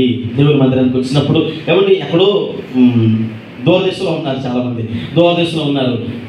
తండ్రి అనుకుంటాడు పిల్లలు దూరదర్శనం నుండి వస్తూ ఉన్నారు, ఎయిర్పోర్ట్లో దిగుతున్నాడు అనగానే వాడే వస్తాడులే అని చెప్పేసి ఇక్కడ కాలు మీద కాలుష్యం పడుకుంటారు. ఆయన ఎయిర్పోర్ట్లో రేపు అంటే సాయంత్రం దిగుతున్నాడు అనగా ఈరోజు మధ్యాహ్నం నుంచి ఎయిర్పోర్ట్లో కాసుకుని కూర్చుంటారు. పాస్టర్ ఎక్కడైతే వెయిట్ చేస్తారో అక్కడ కాసుకుని కూర్చుంటారు. ఎందుకని? ఎవరు వస్తున్నారు? వారసుడు వస్తూ ఉన్నాడు కనుక. ఈరోజు నీ కోసం దేవుడు అత్యాసక్తితో దేవుని మందిరంలో చూడడానికి గల కారణం ఏంటో తెలుసా? నువ్వు వారసురాలుగా నువ్వు ఎలిజిబిలిటీకి అంటే నువ్వు సంపాదించుకోవాలి అర్హత. సంపాదించుకోలేదు. ఎన్ని జన్మలేదు, ఎన్ని సంవత్సరాలైనా ఎన్ని నెలలైనా మనం ఎలా ఉన్నాం? విశ్వాసనే. నేను విశ్వాసనే. ఇంకా ఇంకా ఇంకా ఇంకొక మెట్టికి ఎదురు దిగిపోయి పిశాసులుగా మారిపోయారు కూడా ఉన్నారు. వారసులుగా ఇప్పుడు మారుతాం. ఇప్పుడు ధైర్యంగా దేవుడిని అడుగుతాం, అయ్యా నేను నీ కుమారునయ్యా, నేను కుమార్తెని, నాకు ఎందుకు ఇవ్వు? నీకు ఇష్టం లేదా నన్ను తయారు చేయడం? నీకు ఇష్టం ఉండే కదా నీ స్వారీపులు తయారు చేసుకున్నావు, నాకు ఇవ్వా అని అడిగితే దేవుడు ఖచ్చితంగా ఇవ్వడానికి సంసిద్ధుడు కావాలి. అయితే బాలుల నుంచి, దాస్యత్వం నుంచి నువ్వు బయటకు వచ్చి ఎలా మారాలి? వారసుడిగా మారాలి, కుమారుడిగా. ఎప్పుడైతే మారుతావో అప్పుడు దేవుడు ఖచ్చితంగా నీ జీవితంలో కార్యం చేయడానికి సంసిద్ధుడిగా ఉన్నాడని దేవుడి సేవకుడిగా మరి జ్ఞాపకం చేసుకుంటూ ఉన్నాను. మరి వారసుడిగా మారాలంటే ఏం చేయాలి? వారసులుగా మారాలంటే ఏం చేయాలి? నేను చెప్పాను చూడండి, విశ్వాసిగా ఉన్నావు, విశ్వాసిగా ఉండి బాలుడు దాసుడు ఇంకా అంటే ఈ రెండు క్వాలిఫికేషన్లు దాటి కుమారులు అంటే వారసత్వంలో అడిగి పెట్టాలి. మన పరిస్థితులు ఎలా ఉన్నాయంటే విశ్వాసిగా ఉండి విశ్వాసిగా మారి నరకంలోకి వెళ్ళిపోతుంటే వెనక్కి వెళ్ళిపోతున్నాం. అలా కాకుండా ఉండాలంటే యేసుక్రీస్తు ప్రభువు వల్ల కొన్ని లక్షణాలు ఉన్నాయి. ఏంటి ఆ లక్షణాలు అంటే ఆయన ఎవరు? ప్రేమమయుడు. మనకు అర్థమయ్యే భాషలోనే మాట్లాడుకుంటాం. ఆయన ప్రేమమయుడు, ఆయన కరుణమయుడు. ఆ తర్వాత ఆయన ఇంకా చెప్పాలంటే మనకి చూడండి, కల్వరిసులోకి వెళ్ళేటప్పుడు యేసుక్రీస్తు ప్రభువులు వారిని తిట్టలేని వ్యక్తి ఎవరైనా ఉన్నారా? రోమా సైనికుల్లో కొట్టలేని వారు గడ్డం పెరికి వేస్తూ, కాండ్రకించి మొక్క మీద ఉమ్ములేస్తూ, చాలా దుర్భరమైనటువంటి దుర్భాషలు మాట్లాడుతూ, అది భయంకరంగా హీనంగా చూస్తూ తీసుకెళ్లి కల్వరిసుల మీద సిలువ వేస్తే, సిలువ మీద పలికిన మొట్టమొదటి మాట జ్ఞాపకం చేసుకుంటే, తండ్రి మీరు ఏం చేస్తున్నారో వీరికి తెలియదు. అంతే కదండి. అంటే వారసులుగా మారాలంటే క్రీస్తు స్వారూప్యంలోనికి మారాలి. క్రీస్తు స్వారూప్యంలోనికి ఎప్పుడైతే మారుతావో అప్పుడు నువ్వు వారసుడిగా బాలుగా అంటే ఆయన నడవడికలో నేను ఎలా ఉన్నాను మీరు ఎలాగే ఉండాలి అని అంటూ ఉన్నాడు. అందుకని పౌలు గారు అంటారు, నేను క్రీస్తుని పోలి నడుచుకున్నాను కనుక మీరు కూడా అలాంటి ఆలోచన ఒకవేళ ఏమైనా ఉంటే మీరు కొద్ది ముందుకు రండి అన్నట్టుగా మనం జ్ఞాపకం చేసుకుంటాం. యేసు ప్రభువు అన్నారు శిలువ మీద, అదే ఒకవేళ మనల్ని ఎవరైనా పొరపాటున అలా జరిగేటప్పుడు మధ్యలోంచి, ఇప్పుడు ప్రార్థన స్టార్ట్ అయిపోయిన తర్వాత, ఆరాధన స్టార్ట్ అయిపోయిన తర్వాత ఇలా కూర్చున్నాం, మధ్యలోంచి అలా వెళ్ళేటప్పుడు కాలు దొక్కారనుకోండి, నాకు పాపం తోక దొక్కినట్టుగా సర్రమని ఎక్కుతుంది కోపం. కన్ను మున్ను కానట్లేదు అసలు. అలాగని ఇంకా ఎక్కడున్నామనే ఆ వివేచన కూడా కోల్పోతాం. వెంటనే మన ఇంకెలా ఉంటుందంటే ఒక సంవత్సరం పాటు ఏం చేస్తాం? మాట్లాడము. ఎందుకని?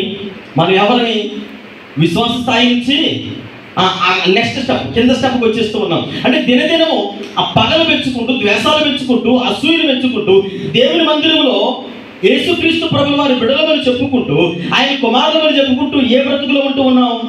దాస్యములోని ఉంటూ ఉన్నాము, బాలులుగానే ఉంటూ ఉన్నాము, వివేచన లేనటువంటి వారిగా ఉంటూ ఉన్నాము. కాబట్టి నువ్వు తండ్రికి కుమార్తెగా కుమారుడిగా ధైర్యంగా చెప్పుకునే హక్కు నీకు లేదు. ధైర్యంగా చెప్పుకునే హక్కు నీకు ఉండాలంటే ఏం చేయాలి? క్రీస్తు ఏదైతే పాటించాడో అది పాటించాలి. మత్తయి సువార్తలో 5వ అధ్యాయంలో కూడా ఇంకో మాట రాయబడింది, చదవసరం లేదు కానీ, సమాధానపరచువారు ధన్యులు, వారు ఏం చేస్తారు అమ్మా? వారు ఏం చేస్తారు? అది ఏదో చేస్తారండి, చదువుకుంటే మమ్మల్ని తినకంటారా? అంతేనా? సమాధానపరచువారు ధన్యులు, వారు దేవుని కుమారులు అనబడతారు. అంటే దేవుని కుమారులు అనబడడం లేదు అని అంటే అర్హత సాధించలేదంటే మనం ఎవరు కాదు అన్నాడా? కొట్టాడా? అంత మాట అన్నాడా? అది నేనే కదా. ఒక ఆయన అన్నాడట, వాళ్ళ అబ్బాయి తప్పు చేసేదట. ఒక అబ్బాయి తప్పు చేస్తే ఆ పక్కన పరుగులు వచ్చి, అదే ఆడిగా నా కొడుకైతే 2 మొక్కల కింద నరికేది అన్నట. తండ్రి కదా, ప్రేమ చెప్పుకోలేక నాన్న ఇంట్లోకి వెళ్ళు అని చెప్పి సైలెంట్గా సైడ్ చేస్తారు. ఇంట్లోకి వెళ్ళిపోయాడు. ఏంటి ఎలా చేసేదని బాధపడుతూ ఉన్నాడు. కొన్ని దినాలు అయిపోయింది. అదే తప్పు ఆ పక్క టైం కొడుకు చేసేదట. ఇతను ఊరుకుంటాడా? ఇంట్లోకి వెళ్ళి కత్తి తీసుకొని వచ్చి, ఓయ్ ఒకసారి ఇట్లా బయటికి, ఆ రోజు ఏమన్నావు నువ్వు? నా కొడుకుని ఏదో చిన్న తెలుసో తెలియక చేస్తే, అదే నా కొడుకు చేస్తే నేను మొక్కల కింద నరికేస్తున్నాను కదా, ఇదిగో కత్తి అన్నాడట. అంటే చెల్లుకు, అంటే ఈ లోకంలో పరిస్థితి ఎలా ఉండదంటే, నువ్వెంతో నేనంతే. అలాంటి జీవితాలు జీవించేటువంటి మనము ఈ లోకంలోకి వెళ్ళి, అయ్యా నేను నీ కొడుకునయ్యా, నేను నీ కుమార్తెనయ్యా, నీ కుమారుని అంటే దేవుడు అంటాడు ఒకసారి అలా కోరగా చూసి, నిజమా నువ్వు నా కొడుకు నా కుమార్తెవా అంటే సమాధానపరచువారు ధన్యులు, వారు దేవుని కుమారులు అనబడతారు. నువ్వు సమాధానానికి బదులు గడ్డేసి, ఎండుగడ్డేసి, పెట్రోల్ వేసి, అందు మీద ఇంకొంచెం చూడండి, తీర్థం పోసినట్టుగా కొంచెం పెట్రోల్ పోతుంది. అది కాలి ఏమవుతుంది? అగ్నికి ఆజ్యం పోతా ఉంటారు కదా, కలా అది రాసుకుంటూనే ఉంటుంది. సమాధానం ఉండదు, ఐక్యత ఉండదు. మనం ఏం చేస్తామంటే, ఇక్కడ యేసుక్రీస్తు ప్రభువు వారు అంటారు, అయ్యా వాళ్ళకి ఏం తెలియదయ్యా, వాళ్ళు ఏం చేస్తారో వాళ్ళకి తెలియదు. క్షమించేటువంటి స్వభావం కలిగినటువంటి జీవితాలు కలిగి ఉన్నప్పుడు యేసు ప్రభువు క్షమించారు. నువ్వు కూడా అలాంటి దృక్పథం కలిగి ఉండి అలా సమాధానంతో ఉన్నప్పుడు అప్పుడు నువ్వు ఎవరి కుమార్తె అవుతావు? ఎవరి కుమారుడు అవుతావు? నా కుమారుడు. అంతే తప్ప మీరు చూడండి, స్తెఫనుకి అన్ని హింసలు పెడుతూ ఉన్నా కొట్టకండ్రా అని అనలేదు ఆయన. అలా అన్నాడు అంతే. అలా ఉండగానే, తండ్రి మీరు ఏం చేస్తున్నారో తెలియదయ్యా అనగానే, పరలోకం తెరవబడి తండ్రి కుడిపార్శ్వమందు మనిషి కుమారుడు అలా కూర్చొని ఉంటే ఆకాశం తెరవబడిన తర్వాత స్తెఫను వైపు చూస్తూ ఉన్నాడు. అలాంటి దృక్పథం కలిగిన వారిని నా కుమారులు అంటాడు ఆయన. లాజరుని ధనవంతులు హింసిస్తున్నప్పటికీ, అసహించుకుంటున్నప్పటికీ కూడా లాజరు తిరిగి పల్లెతో మాత్రం లేదు. అలాంటి వారిని అబ్రహాము రమణాలు జీవించిన వారు నా కుమార్తెలు అంటారు, నా కుమారులు అంటారు. ఎవరు నా కుమారులు అన్నాడు? ధనవంతులు గర్వించి అహంభావంతో, అవివేకంతో, మరి కక్ష, క్రోధము, విభేదాలతో పెరిగినాడు. పనులకు వెళ్ళిన తర్వాత మలబల వాడిపోతూ, అయ్యా నేను కూడా అబ్రహాము సంతానం, ఎవడు నువ్వు? నేను కూడా ఇలా చేసిన అలా చేసి నేను ఫలానా సంతానం అంటే చెప్పుకోవడానికి ఉందా ధైర్యం? ఈరోజు రెండవది, నువ్వు ప్రార్థన చేసేటువంటి ఆ మార్గంలో ఎలా ఉండాలి దేవుని సన్నిధి అంటే, యేసుక్రీస్తు ప్రభులు వారు ఏ మార్గాన్ని అయితే నడిచారో అలా చేసి ప్రార్థన చేయాలి. అయ్యా ఇదిగో ఈ ధైర్యంతో ప్రార్థన చేస్తున్నాయా, నేను నీకు అనుకూలంగా ఉన్నాను కదా. చూడండి, మత్తయి సువార్త 5వ అధ్యాయం 44వ వచనం చదవండి. మత్తయి సువార్త 5వ అధ్యాయం 44వ వచనం. నేను మీతో చెప్పినదేమనగా, చదవండి. నేను మీతో చెప్పినదేమనగా, మీరు పరలోకమందున్న మీ తండ్రికి కుమారులై ఉండునట్లు, పరలోకమందున్న మీ తండ్రికి కుమారులై ఉండునట్లు మీ శత్రువులని ప్రేమించుడి. మనకు రానిదే అది. ఏమంటే ఇందాక అదే చెప్పాను. ఏదైనా చెప్పండి, ఒక 10,000 తీసుకొచ్చి ఇమ్మంటారా? ఇచ్చేస్తామండి. కానీ ఆడు మొహం చూసి మాత్రం మాట్లాడమంటండి. ఆ ఇంటికి మాత్రం మమ్మల్ని ప్రార్థనకే పిలకండి. ఇంకేదైనా చెప్పండి పాస్టర్ గారు, ఆ విషయం వదిలేండి, అందరితో వదిలేస్తే మీకు మాకు మంచిది. ఎవరికి మంచిది? నీకు మాకు మంచిదే. కానీ పరలోకపు తండ్రి ఏమంటున్నాడు? ఏమన్నాడండి? 44వ వచనం చదవండి క్లియర్గా. నేను మీతో చెప్పినదేమనగా, మీరు పరలోకమందున మీ తండ్రికి కుమారులైనట్లు మీ శత్రువులను ప్రేమించుడి, మిమ్మల్ని హింసించు వారి కొరకు ప్రార్థన చేయుడి. పొరపాటుని ఎవరికైనా వాళ్ళకి పడలేని ప్రార్థన అవసరం ఇచ్చామనుకోండి, లోపల మరిగిపోతుంటుంది రక్తం, మామూలుగా మరిగిపోదు. కొత్త ఆడిపోతాడు. ఈ మాస్టర్ ఏం పని కావాలనే ఇచ్చాడు, వీడు తెలుసు పాస్టర్ ఈ పనికి వాళ్ళు కావాలనే ఆడికి మాకు పడదని తెలిసి ప్రార్థన అవసరం నాకు ఇచ్చాడు అన్నట్టుంటారు. అలా ఒకవేళ దేవుని సన్నిధిలోకి వస్తే మీరు ఎవరితో సమానము? బాలురు దాసులతో సమానము. ఒకే హింసిస్తూ ఉన్నారు, తొలలాడుతూ ఉన్నారు. మంచిదే, దేవునికి అప్పచెప్పండి. ప్రభా నువ్వు క్షమించావు కదా, నన్ను క్షమించమన్నా, నీకు క్షమిస్తూ ఉన్నా. ఇక మీద ఏం జరిగినా నీ చిత్తం. నేనైతే నీ కుమారుడిగా ఉండాలనుకుంటూ ఉన్నాను, నీ కుమార్తెగా ఉండాలనుకుంటూ ఉన్నానని దేవుని సముఖంలో మనం ఎప్పుడైతే ప్రార్థన చేస్తామో దేవుడు ఖచ్చితంగా మరి నీ జీవితాన్ని ఆశీర్వాదకరమైనటువంటి రీతిలో మలచడం మాత్రమే కాదు. పిల్లల యేసుక్రీస్తు ప్రభువు వారికి ఆదికి మీరు జ్ఞాపకం చేసుకోండి. ఆయన అంటాడు కదా, తండ్రితో అంటాడు, అంటే యేసు ప్రభు లోకములు ఉన్నంత కాలము పరలోకం ముందున్నటువంటి మా తండ్రి అన్నాడు తప్ప, తండ్రి ఇదిగో ఈ ప్రార్థన నీకు అప్పగిస్తున్నా, తండ్రి ఈ ఈవులను అంటే నువ్వు కనపరచు ఈ యొక్క ప్రభు అయ్యా తండ్రి తండ్రి తండ్రి అనే పదాలు మనం చూస్తున్నాం తప్ప యేసు ప్రభు ఎక్కడ కూడా దేవుడా అని పిలిచినట్లే మనం చూడం. ఆయన కొత్త నిబంధనలు మీరు ఎప్పుడైతే చూడండి, యేసు ప్రభు ఏమని పిలిచినటువంటి పదాలు కనబడతాయి. తండ్రి నన్ను ఎందుకు వదిలేశారయ్యా, తండ్రి ఈ నీచితమైతే ఈయన తెలుసు తండ్రి అంటే ఆయన తండ్రి అని పిలిచాడు కనుకనే, అంటే ప్రతి విషయంలో తండ్రికి విధేయత కలిగి ఉన్నాడు కనుకనే తండ్రి యేసుక్రీస్తు ప్రభు వారికి సర్వాధికారం ఇచ్చాడట. ఈరోజు నీకు కష్టం వస్తే ఎక్కడ వరకు వెళ్తూ ఉన్నారు? ప్రార్థన చేస్తున్నాం కదా, ప్రార్థన ముగింపులో ఏమని ప్రార్థన చేస్తాం అమ్మా? ఏమని ముగిస్తాం ప్రార్థన? యేసుక్రీస్తు నామములో. అంటే తండ్రి ఉన్నాడు, తండ్రిని అడుగుతుందా కరెక్టే, తండ్రి నీ చిత్తమైతే నన్ను ఒకసారి జ్ఞాపకం చేసుకోండి తండ్రి అంటాం కరెక్టే. కానీ మధ్యలో యేసుక్రీస్తు ప్రభువుల రికమెండేషన్ ఎందుకు? ఆయన లేకపోతే నీకు ఆశీర్వాదం లేవు కనుక. ఆయన ఎవరో తెలుసా? సమాధానములకు కర్త. ఆయన ఎవరో తెలుసా? ప్రేమకు మాదిరి. ఆయన ఎవరో తెలుసా? అంటే శత్రువును ఆదరించేటువంటి గుణలక్షణాలు కలిగిన వాడు, తనని హింసించే వారి కొరకు ఆదరణగా మనుషులు నిలబడి అయ్యా వీళ్ళకేం తెలియదయ్యా అని నీ కొరకు విజ్ఞాపన చేసేటువంటి వ్యక్తిగా ఉన్నాడు కనుక తండ్రి ఆయన చూసి నిరీక్షిస్తూ ఉన్నాడు. అంతేగాని మన మీద పెద్ద ఇదని కాదు, మన మీద మోతుబడిన అని కాదు, లేదా మన మీద తనిఖీలమని కాదు, మన మీద అంటే అన్ని విషయాల్లో ఆరతీరిన వారు అని కాదు. యేసుక్రీస్తు ప్రభువు వారు నీ కొరకు విజ్ఞాపన చేస్తారు కనుక నీకు ఆయనకి మధ్యలో ఉన్నాడు. అందుకే నువ్వు చేసే ప్రతి ప్రార్థనలో యేసుక్రీస్తు నామములు అడుగుతున్నాము. ఎందుకు అడుగుతున్నామంటే ఆయన ఒకనాటి సమయంలో మన కొరకు ఏం చేస్తాడంటే సమాధాన పడ్డాడు. మనం సమాధాన పడితే యేసుక్రీస్తు ప్రభువు వారికి ఇచ్చినటువంటి సర్వాధికారము మనకు కూడా ఇస్తాడు. మనం కూడా గొప్ప కార్యాలు చేయగలమని ఇక్కడ మరి తెలియజేస్తూ ఉన్నాడు. పిల్లలు జ్ఞాపకం చేసుకోండి. కనుక మరి ఏ విషయంలో కూడా కొన్ని విషయాల్లో మనం ఏం చేస్తుంటామంటే మరి వెంటనే కోపడిపోతూ ఉంటాం, వెంటనే శత్రువును క్షమించేటువంటి గుణలక్షణాలు ఉండవు. కనుక శత్రువైన కొన్ని సందర్భాలు శత్రువు కాక ఇంట్లో భార్యని క్షమించేటువంటి గుణలక్షణాలు ఉండవు.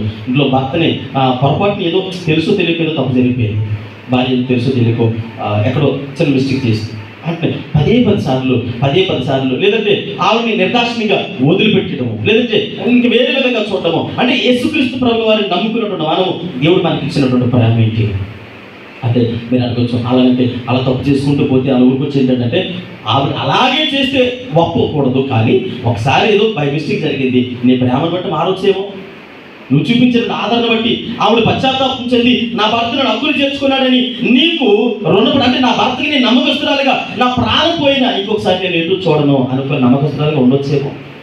ఒకవేళ అలాగే చూస్తే ఈరోజు దేవుని మందిరంలో ఎవరు కూడా కూర్చోడానికి అర్హులమా? యేసుప్రభువు మన వైపు చూస్తే ఏ విషయంలో మనం కరెక్ట్గా ఉన్నాం? మాటల్లో కరెక్ట్గా లేవు, చూపుల్లో కరెక్ట్గా లేవు, నడవడిలో కరెక్ట్గా లేవు, ప్రతి విషయంలో అన్ని విషయాల్లో పడిపోయిన వారు. ఆయన బోధార్థం పెట్టి వెతకవలసిన అవసరం లేదు. ఇలా మన వైపు చూస్తే రోజుకి 100 మిస్టేక్స్ దొరుకుతాయి. అంటే మనందరం ఎక్కడికి అర్హులమి? నరకానికి అర్హులమే కదా. మనల్ని వదిలేయాలనుకుంటే ఆయన అంటాడు, ఇక్కడ చూడండి మనం జ్ఞాపకం చేసుకుంటే మొదటి పేతురు రాసినటువంటి పత్రిక, మొదటి పేతురు రాసిన పత్రిక 1:17 చదవండి. 3వ విషయాన్ని చదివిస్తున్నాను అమ్మా. పక్షపాతం లేకుండా ప్రతి వారిని తీర్పు తీర్చేవాడిని తండ్రి అని మీరు ఆయనకు ప్రార్థన చేస్తూ ఉన్నారు. చాలు. ఇక చూడండి, ఆయన పక్షపాతం లేదు, ఆ తర్వాత మన మీద ఏ విధమైనటువంటి కోపం లేదు. ఆయన ఏం చేస్తూ ఉన్నాడు అని అంటే ఇక్కడ 1:17 చదివితే ఆయన అంటాడు, 17వ వచనంలో పక్షపాతము లేకుండా స్త్రీలను బట్టి ప్రతి వారిని తీర్పు తీర్చేవాడు తండ్రి అని మీరు ఆయనకు ప్రార్థన చేస్తున్నారు కనుక మీరు పరిశుద్ధులై ఉన్నంతకాలము పరదేశంలో ఉన్నంతకాలం దేంతో ఉండాలి? భయంతో ఉండాలి. భయంతో ఉండాలి. భయం లేకుండా భక్తి చేస్తే ఆ భక్తి వలన నువ్వు తండ్రికి దేవుడికి కుమార్తెగా ఉండలేవు. తండ్రిని పిలిచే హక్కు కూడా లేదు నీకు. ఎందుకంటే మలాకీ రాసిన గ్రంథంలో చదవసలేదు అని అంటాడు, మీరు నాకు కుమారులైతే నాకు రావాల్సినటువంటి ఘనత ఏమాయిను, మీరు నాకు కుమారులైతే నాకు రావాల్సినటువంటి మహిమ ఘనత ప్రభావాలు ఏమైపోయాయి, ఎక్కడికి వెళ్ళిపోయాయి అంటే ధైర్యంగా చెప్పుకోలేకపోతున్నావు. ప్రార్థన అవసరం దేవుని మందిరానికి వస్తున్నావు, బితుకుని వస్తాం. దేవుని మందిరంలో ధైర్యంగా నా తండ్రి అని అడగలేము. ఎందుకు అడగలేము? మనం తండ్రిగా భావిస్తూ ఉన్నాము, కానీ అంటే మనసులో అనుకుంటూ ఉన్నాం, కానీ మన ప్రవర్తనలో లేదు. రెండవది, ప్రార్థన చేయాలని దేవుని సన్నిధిలో ఉన్నాం, తండ్రి నాకు ఈ అవసరం అని చెప్పుకోవాలనుకున్నావు, కానీ నీ మనసులో ఒక పరిస్థితి ఉంది. ధైర్యంగా ఎందుకు చెప్పుకోలేకపోతున్నావు అంటే శత్రువును క్షమించేటువంటి గుణలక్షణాలు నీలో లేవు. మూడవది, దేవుని సన్నిధికి వస్తూ ఉన్నావు, ఆయన దేవుడిగానే చూస్తూ ఉన్నావు, ఇంకా దేవుడా దేవుడా దేవుడా అనుకుంటున్నా కానీ తండ్రిగా భావించలేదు. కనుకనే ఏం చేయడం లేదు. చూడండి, లోకంలో చాలామంది పిల్లలు తల్లికి ఎక్కువ భయపడతారా, తండ్రికి ఎక్కువ భయపడతారా? తండ్రికి ఎక్కువ భయపడతారు కదా. అంటే కొన్ని రకాలుగా ఉంటాయి. తల్లికి ఎక్కువ భయపడేవారు ఉంటారు, తండ్రికి కూడా భయపడేవారు ఉంటారు.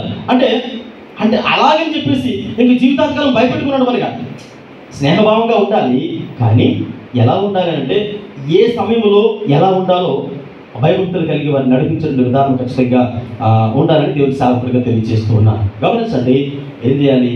ఒకటి, తండ్రిని ధైర్యంగా పిలిచేటువంటి అధికారం కలిగి ఉండాలి, హక్కు సంపాదించుకోవాలి.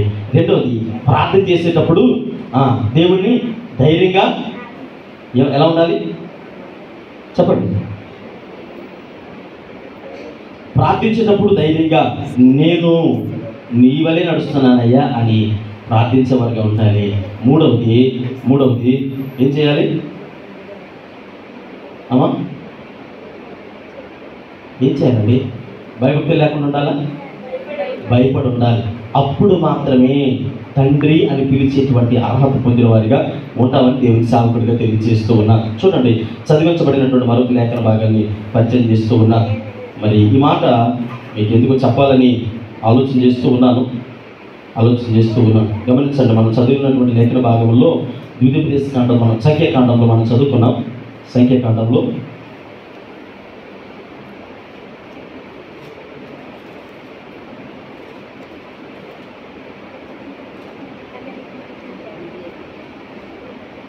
18:26 వచ్చిన, నీవు లేవీయులతో ఇట్లనుము,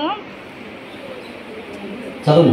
నీవు లేవీయులతో ఇట్లనుము, నేను ఇశ్రాయేలు చేత మీకు స్వాస్థ్యంగా ఇచ్చిన దశమ భాగమును మీరు వారి యొద్ద పుచ్చుకున్నప్పుడు మీరు దానిలో అనగా ఆ దశమ భాగమును యెహోవాకు ప్రతిష్టార్పణముగా చెల్లింపవలను. ఈ మాట ఎందుకు మీకు తెలియచేయవలసి వచ్చిందంటే దేవుడు మనకిచ్చినటువంటి ఆశీర్వాదం ఏదైతే ఉందో ఆశీర్వాదంకు అనుకూలంగా ప్రతి ఒక్కరూ దేవుడి సన్నిధిలో ఏం చేయాలి? ప్రవర్తించాలి. దేవుడు మనకి ఇచ్చినటువంటి ఈవులలో ఆయన అంటాడు, ప్రతి శ్రేష్టమైనటువంటి ఈవులను నీకు ఇస్తూ ఉన్నాను. అర్థాగోర్థంగా నీకు ఇవ్వడం లేదు, లేదంటే నిన్ను లోకములో ఎందుకు పనికిరాని వారిని నేను ఉంచడం లేదు. నీకంటూ ఒక స్థాయి ఇచ్చాను. మన స్తోమతకు తగినట్టుగా అందరూ ఒకే స్థాయిలో ఉన్నారా అని అంటే అందరూ ఒకే స్థాయిలో లేకపోవచ్చు. మన స్తోమతి అంటే ఆ వ్యక్తి యొక్క క్యాపబిలిటీ బట్టి, అంటే మన స్థితిగతులను బట్టి దేవుడు నీ స్థాయికి తగ్గట్టుగా ఇస్తూ ఉన్నాడు. సరే, ఉదాహరణ అనుకుందాం, 10,000 దేవుడు నీకు ఒక చక్కటి జీతాన్ని ఇచ్చాడు. 10,000 సంపాదించిన స్థితిలో ఉన్నప్పుడు ఎవరిచ్చారు అని అంటే నా కష్టార్జితం అండి, నా టాలెంట్ అండి, నా తెలివి అండి, నా జ్ఞానం అండి అని విర్రవేగేటువంటి ఆలోచనలో మనం కొన్ని సందర్భాల్లో ఉంటూ ఉంటాం.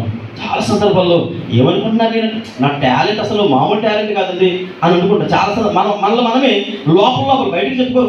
కొంతమంది అయితే బయటకు పడాలని అనేస్తారు నాలాంటి వారు. కానీ కొంతమంది మనం అంటే ఏమనుకుంటున్నాం, మన టాలెంట్ మామూలు టాలెంట్ కాదని లోపల మురిసిపోతాం. కరెక్టే, మురిసిపోయేది, ఆ మురిసిపోయేది ఎంతో కాలము ఉండదు. నెబుకద్నెజర్ ఎంతకాలం మురిసిపోయాడు? ఏమనుకున్నాం మనం అంటే అని ఈ మహాపట్టణం అంతా మనమే అనుకున్నాడు. అతి కొద్ది కాలంలోనే పశువు గడ్డి మేచినట్లుగా పోయిందా స్థితి అంతానా? రాజరికం పోయిందా?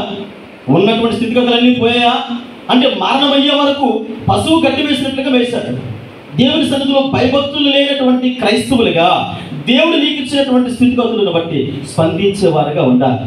కొత్త నిబంధన కాలంలో ఒక ఇద్దరు భార్యభర్తలు ఉన్నారు. ఇద్దరు భార్యభర్తలు ఉండి దైవజనుడి దగ్గరికి వచ్చారు. ఎంతే అమ్మారా? ఎంతే అమ్మారు.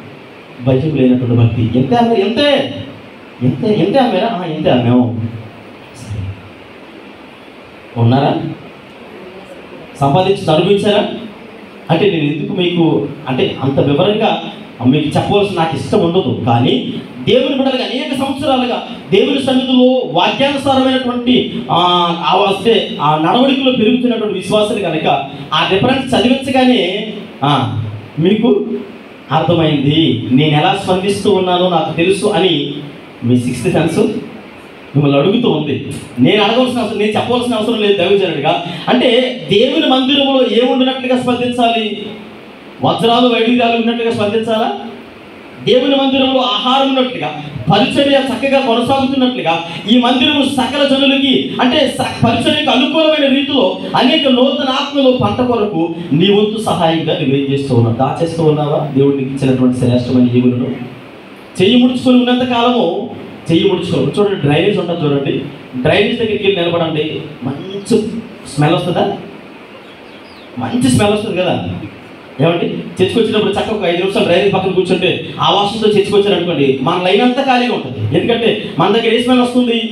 ఆ వాటర్ స్ట్రక్ అయిపోయింది కనుక. అది ప్రవహించే వాటర్ కాదు, అది నిలబడిపోయిన వాటర్. ఇప్పుడు నీకు వచ్చిన 10,000 చాలా గట్టిగా పట్టుకున్నావు. ఎన్ని నెలలు పట్టుకుంటావు? ఎన్ని రోజులు పట్టుకుంటావు? సడన్గా ఒక 4 ఇంజక్షన్లు పడాలనుకోండి, నేను అలా కోరుకోవడం లేదు, చెప్తున్నాను. ఒక 4 ఇంజక్షన్లు పడాలనుకోండి, 10,000 తుస్సులు ఎగిరిపోతాయి. అదే దేవుని మందిరంలో దేవునికి అనుకూలమైన బిడ్డగా ఉంటే దేవుడు అంటాడు, నేను స్వస్థపరిచి యెహోవాని నేనే. దేవునికి ఇవ్వవు. దేవుని సన్నిధిలో నీ చెయ్యి ముందుకు రాదు. చెయ్యి ఎలా దాచుకుంటాం? ఆ 10,000 సంచబట్టుకొని అలాగే చూస్తాం. దేవుని మందిరంలో ధనాగారం అంటే మనకి ఎలా ఉంటుందని అంటే నేను ఎందుకు ఇవ్వాలి? ఒక మాట ఎగ్జాంపుల్ చెప్తాను. ఒక తల్లికి 3 కొడుకులు ఉన్నారట. పెద్దోడు అనుకున్నాడట మా తమ్ముడు ఇస్తాడే అనుకున్నాడట. చిన్నోడు అనుకున్నాడట మా నడపని ఇస్తాడు, రెండో అని ఇస్తాడు అనుకున్నాడట. ఆ రెండో వాడు అనుకున్నాడట మా పెద్దోడు ఇస్తాడు అనుకున్నాడట. చివరికి తల్లి చేతిలో అలా చూస్తుందంట. డోర్ కాడ కూర్చొని నా 3 కొడుకులు వస్తారు, ముగ్గురు వచ్చి 3 ఎంతలు ఇస్తే నేను ఏదో కొద్దిగా ఇది నెక్స్ట్ మంత్ వాళ్ళు ఇవ్వకపోయినా ఏదో అలా కాలం గడుపుతామని. అప్పుడు తల్లి పరిస్థితి ఆలోచించండి. చిన్నోడు ఇస్తాడని రెండోవాడు ఇస్తాడని పెద్దోడు ఇస్తాడనేమో రెండోవాడు. అంటే ఆ పరిస్థితి ఎలా ఉంటుందో ఆలోచించండి. ఈరోజు చాలా మంది దృక్పథం ఎలా ఉంటుందంటే వాళ్ళు ఆయనకి 4,000 జీతం కదండి, ఆయన ఇస్తాడేంటి దేవుని మందిరానికి? మందంత 10,000 నేను ఇస్తే అంతే, పోతే అంత 1,000 రూపాయలు అని చేతులు ముడుచుకొని అలాగ ప్రతి ఒక్కరు ముడుచుకుంటే దేవుని మందిర పరిచర్య కొనసాగుతుందా? అంటే మేము ఇవ్వాలని రూల్ ఏమైనా ఉందంటారా? మేము ఏమైనా ఇవ్వాలని రూల్ ఉందంటారంటే దేవుని వాక్యము పర్టిక్యులర్గా ప్రతి వాక్య భాగములు మనల్ని గద్దిస్తున్నట్లుగా, మనల్ని ముక్కుసూటికి అడుగుతున్నట్లుగా లేఖన భాగాలు తెలియజేస్తూ ఉన్నాయి. కనుక ఈ వాక్య భాగాలన్నీ మీకు తెలిసినవే. మరలా నేను మిమ్మల్ని ఇబ్బంది పెట్టాలనుకోవడం లేదు. ఎవరైతే దేవుని సన్నిధికి ఎలాంటి దృక్పథంతో ఉన్నారో నీకు తెలుసు, మనస్సాక్షి తెలుసు. అయ్యా ఇదిగో ఇంతవరకు నేను దొంగిలించాను. మా లాకి గ్రంథంలో అంటాడు ఆయన, ఇదిగో చాలామంది ఏం చేస్తూ ఉన్నారు?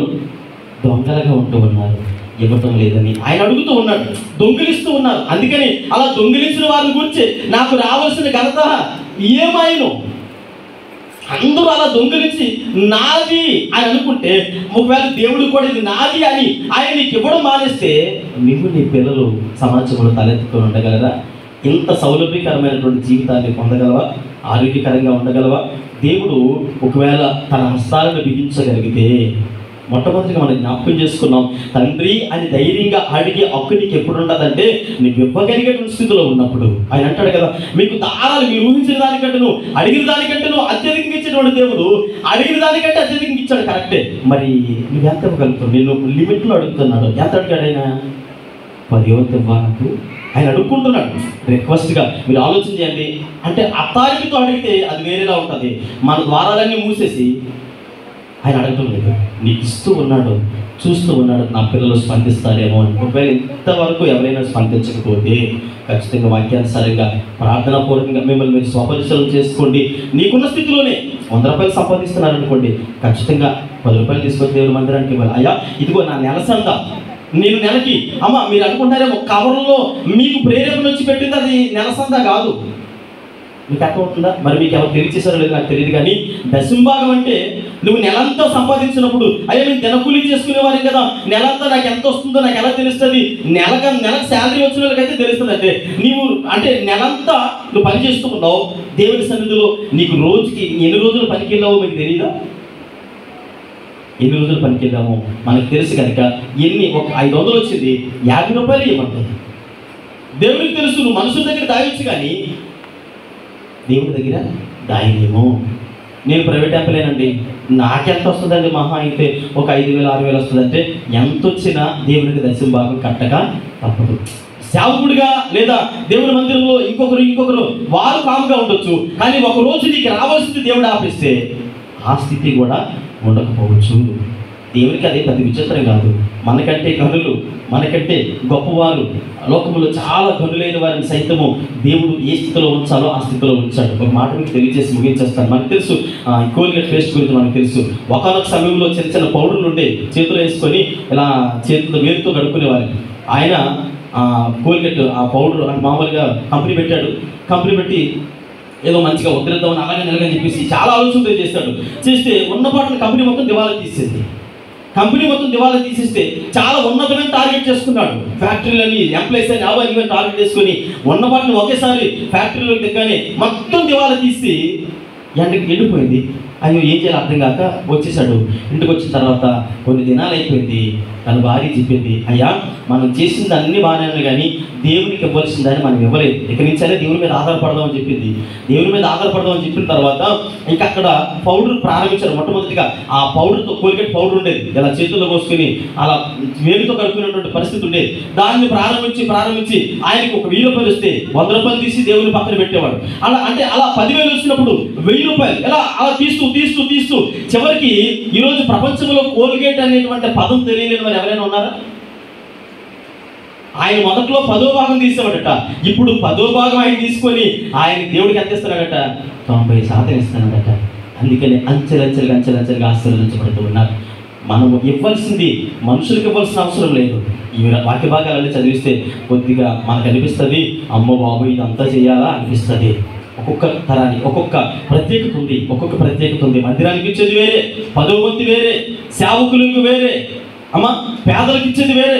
ఇవన్నీ బాబు ఇవన్నీ మేము చేయగలడు పాస్టర్ గారండి అని అంటే లేఖనాలు ఉన్నాయి. అవన్నీ పక్కన పెడితే వాటన్నిటి విషయంలో నీకు ఎక్స్క్యూజ్ ఉంది. సేవకుడికి ఇచ్చే విషయంలో నీ మనసుకి లేదా నీ స్తోమతను బట్టి అది నీకు ఇవ్వగలిగితే అర్థమవుతుందండి. నేను డిమాండ్ చేయడానికి లేదు. పేదలకు ఇచ్చే దాంట్లో నీ మనసు నొచ్చుకుంటే అయ్యో నా కళ్ళ ముందు పేదవాడు కొద్ది ఇబ్బంది పడుతున్నాడు కదా, నీ మనసుకి ఎంత తోస్తే అంత. కానీ దేవుని మందిర పరిచర్లోకి ఇచ్చే విషయంలో మాత్రము అందులో దాపెరకం అనేది లేదు. దేవుడు పర్టిక్యులర్గా నేను వేలు పెట్టి చూపించి అడుగుతున్నాడు. ఇచ్చిన దాన్ని తిరిగి ఇవ్వడానికి ఏమైంది? 100% ఇచ్చాడు, 10% దేవుడు అడుగుతున్నాడు. ఒకవేళ ఇంకా అలాంటి స్థితిలో ఉంటే మనుషులు కనుల నుంచి తప్పించుకోవచ్చేమో కానీ దేవుని కనుల నుంచి తప్పించుకోలేము. ఎందుకు ఆశీర్వదించబడలేకపోతున్నాము అని అంటే మన జీవితంలో దేవుని యొక్క నుండే దొంగిలించేటువంటి బిడ్డలుగా ఉంటూ ఉన్నాం. ఎవరైనప్పటికీ నీకున్న స్థితిగతులను బట్టి నీ స్తోమతను బట్టి నీకు ఖచ్చితంగా ఎంత ఇవ్వాలని ఎవరు నీకు అడగడం లేదు. నీకు ఎంత వచ్చిందో దానిలో 10వ భాగం తీసుకొచ్చి దేవునికి ఇవ్వాలి. దేవునికి ఇచ్చినప్పుడు అయ్యా నీకు ఇచ్చానయ్యా, ఇచ్చి శోధిస్తూ ఉన్నాను, నన్ను ఆశీర్వదించాడు, దేవుడు ఆశీర్వదిస్తాడు. అంతే తప్ప ఇవ్వకుండా దేవుడి సన్నిధిలో తండ్రి అంటే చెప్పిన 7 సంగతులు అంటే వడ్డీ చేతులతోనే ఖాళీ సంచులే సిల్లు సంచులు వేసినట్టుగా ఉంటుంది తప్ప అది అన్నడు కూడా ఎదుగు ఒదుగు ఉంటుంది. ప్రార్థన చేసుకుందాం.